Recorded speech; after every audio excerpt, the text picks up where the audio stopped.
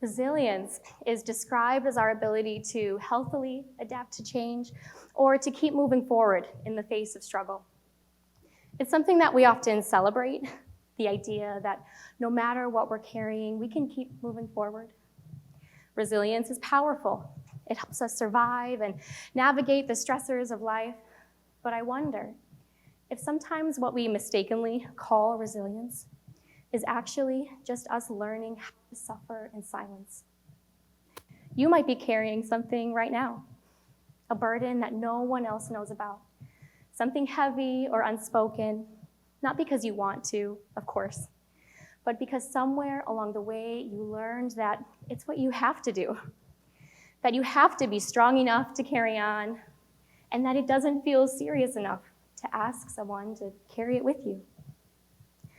My name is Kait, and I'm a graduate student here at Central Michigan University, training to become a clinical mental health counselor. My work and my passion surrounds how we understand and respond to mental health, not only in moments of crisis or resilience, but in the everyday situations that shape how we feel, how we cope, and how we connect with others. Resilience, I believe, is not something we only wait to discover just in our toughest moments, but it lives in the micro decisions that we make every day. And this perspective isn't just something I've learned academically, but it's something that I've had to learn personally through my own lived experiences.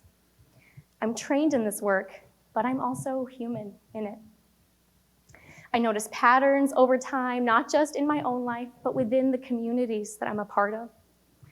And when I consider the stories that we've been told about mental health and well-being, I think about the beliefs that we absorb so early in life that we stop questioning them. The ones that quietly shape how we move throughout the world, how we care for each other, and importantly, how we care for ourselves.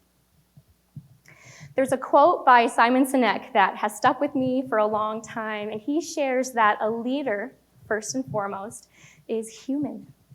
And only when we have the strength to show our vulnerability can we truly lead. And while this quote is often used in the context of leadership or organizations, I've been drawn to something much deeper within it, that at the core of everything we do, before any role or responsibility that we carry, we are first human. And that empathy and vulnerability are not weaknesses, of course, but they are the very things that bring us closer together and allow us to feel seen. Over time, what shifted for me wasn't just how I understood my own mental health and willingness to be vulnerable, but how I began to see the systems of care that are around me. I started noticing how often we wait for a crisis before offering care, and how rarely we make space for radical honesty when someone asks us, "How are you doing?" Mental health, I realized, isn't only shaped in therapy rooms or in trauma recovery, but it is shaped in the everyday situations. It's shaped by the conversations we allow and what we choose to ignore. Think about when exhaustion is praised as dedication, for example, but resting is treated like laziness. What does that teach our community about whose well-being really matters? We spend so much energy on how to create meaningful spaces for other people to feel supported, yet far fewer of us have learned how to create that same sense of safety within our own minds and our own hearts. The environments and messages that we are surrounded by don't just continue to live around us, but they begin to live inside of us. And that shift happens so gradually that most of us don't even realize it's happening. And that's the part that I think we don't really talk about enough. What it feels like when, despite everything on the outside looking okay, something on the inside starts to not feel quite right anymore. Because for so many of us, there isn't a clear breaking point when it comes to mental health. Hitting rock bottom doesn't always look dramatic. Sometimes it looks like going to work, or staying productive, answering text messages, even smiling in conversations, even though you feel completely disconnected from yourself on the inside. It might look like telling yourself that you're just tired or stressed from extra commitments. And when I talk about this idea of struggling without a clear breaking point, I'm not just speaking from my own experiences. Studies show that this is happening all around us. Millions of students and young adults are navigating these in-between spaces where they're not quite in crisis, but they're not experiencing real stability either. These are the moments where care is most often missing. And it's one of the biggest opportunities that we have to create systems of care that prevent these normal struggles from escalating into crisis in the first place. Take large-scale studies like the Healthy Minds research at the University of Michigan, showing us that over 1 in 3 college students meet the clinical criteria for major depression or generalized anxiety. Over 1 in 3. But on the flip side, what's happening to the other 2/3? Are they truly thriving? They're likely functioning quite well in school. They're going to class, showing up in groups, but many of them are still quietly wrestling with the weight of loneliness and uncertainty about their future. They're not in crisis, and they don't appear to be in need of urgent clinical support, so most of us don't even bat an eye. These are the individuals who are slipping through the cracks. The ones whose challenges are considered developmentally normal, like surviving a bad breakup or feeling anxious for a really big presentation. But these things still leave lasting impressions on their mental health and sense of belongingness in their communities. For a long time, I lived in that space without fully recognizing it. From the outside, I was doing all the right things. I was showing up and meeting expectations. I was moving through life. But internally, something wasn't quite as steady as I had tried to convince myself that it was. I had unknowingly adopted a paradigm that I think so many of us inherit, that mental health is only something you talk about once things have already fallen apart. As long as you're productive and as long as you're seemingly holding things together, then you're okay, right? What I eventually learned the hard way is that functioning well and being well are not the same thing. You can meet the expectations of life but still be carrying more than anyone else can see.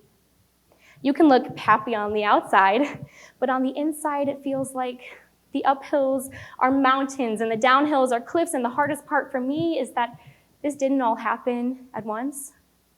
For me, this realization unfolded very slowly until one moment made it impossible for me to continue to ignore. About 5 years ago, I reached that breaking point. I needed more support than I had initially allowed myself to ask for. I thought I was being resilient by not asking for help, but I actually fell very hard into a deep depression. And now we've all experienced seasons of sadness before. I believe that feeling sad is typically a part of the human condition. We can't avoid it. But this experience for me was deeply clinical. I was unhealthy. I wasn't the best version of myself by far. I wasn't a great student or a great friend at the time. On one challenging evening, alone in my home, I had a realization that hit me like a wave, a realization that I didn't feel safe being alone anymore. And this was new for me because I had always been someone who just pushed right through the struggles. But the isolation and shame and loneliness that I was experiencing began to completely overflow. I got in my car that evening and I took a drive with no destination in mind and eventually pulled into a random parking lot, and I just sat there trying to build the courage to do something that I had never allowed myself to do before. I wanted to call for help. I picked up my phone and I dialed the National Suicide Hotline. And when I did, an automated voice appeared and stated that I was being connected to a local crisis center volunteer And then I waited, and I waited. And for the next 12 minutes, I sat alone in my car listening to elevator music while on hold with the National Suicide Hotline because nobody answered my call. After 12 minutes, I hung up the phone and I sat in my car silently as I drove myself to an emergency room. The story that I told myself at the time was, how ironic. Not even the suicide hotline was willing to give me the time of day. I know now, of course, that this situation reflects a greater issue related to appropriate funding for crisis hotlines. And to be clear, I am incredibly grateful that resources like this exist. We know that they save lives and reach thousands of people every day. In fact, over 10 million people have reached out to the 988 Lifeline since its launch in 2022. But sitting in those moments shifted the way that I view mental health care. And what struck me wasn't that no one was available to answer my call. It was that the system I turned to was designed to meet me at my breaking point, but not before it. What I learned from that night and the weeks and months of recovery that followed is that our capacity to endure pain is so incredible, but it is also very fragile. In the aftermath of that experience and the short hospitalization that followed for me, wasn't just a lesson on survival, but it was a lesson on perspective. That meaningful change doesn't have to wait for a breakdown. In fact, it shouldn't. It starts when we honor all the small battles, talking about unspoken burdens that we're carrying. And not just calling it resilient, but knowing that it's a signal to take action and lighten the load. We all know the phrase that you can't pour from an empty cup, but I had to ask myself, why did I wait until my cup was completely empty, until I decided to fill it back up again? And while that moment felt deeply personal to me, I know that it reflects something much larger. Crisis care is imperative, but another kind of care that really fills our cup is the small, incremental moments of vulnerability, of self-care, connecting with the community, like being honest with a friend about how you're really doing when they ask you, how are you? These little droplets of intentionality is preventative care, work that we can do to ensure that we are rarely at risk of reaching a mental health crisis in the first place. Somewhere along the way, we learned that you have to be unwell enough to deserve care, or that you have to reach a certain level of struggle before you're allowed to ask for support. We've learned to individually push through the struggles quietly, but it's actually a part of a bigger pattern in our communities. COVID-19, for example, isn't the only public health emergency that our society is wrestling with this decade. Our Surgeon General has identified that loneliness and isolation is a growing epidemic in our country, one that is often unseen. His advisory warns that nearly half of US adults report measurable levels of loneliness. Even after COVID-19 restrictions were lifted, these reports of loneliness remain elevated. For many, feeling isolated didn't end when the pandemic did. Our Surgeon General shares that the mortality impact of being socially disconnected from a community is similar to that caused by smoking 15 cigarettes a day. 15. At the core of our well-being is something much simpler than we often make it. It is rooted in connection and community. This is the preventative care that we need, and it's not clinical work. And yet so many of us are living our lives without enough of it. And this is where the shift becomes much bigger than just one person's story. What I've come to understand both in my personal experiences and the work that I do today as a counseling student is that the real paradigm shift begins when we fully understand that we cannot be at our lowest point to seek support, We don't wait for our bodies to completely break down before taking care of our physical health. We go to the gym. We stretch in the morning. We go to sleep when we're tired, hopefully. And this shift matters not only on an individual level, but on a collective and community one as well. This isn't just my experience.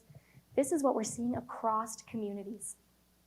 The environments we create send powerful messages about who is allowed to struggle and who is expected to endure that struggle silently. When those messages change, people don't have to wait until they're falling apart in order to feel seen. And we are not all on even playing fields here. Changing these misconceptions also means cultivating equitable access to mental health care, because meaningful support shouldn't depend on the privileges that you're afforded. For me, this is an ongoing practice, demonstrated not in big or dramatic moments, but in the quiet, everyday decisions to stay connected. When we choose to value well-being over the pressure to be perfect, we begin to notice the small, everyday moments where filling our cup actually matters. When we give ourselves permission to rest, we create spaces that encourage other people to do the same. And when we learn on a comprehensive level that mental health lives in the ordinary, everyday moments, not just during the crises, we build communities where compassion and connection are not reserved just for breaking points, but they are an integrated piece of every day in between. And that's where mental health care begins. Thank you.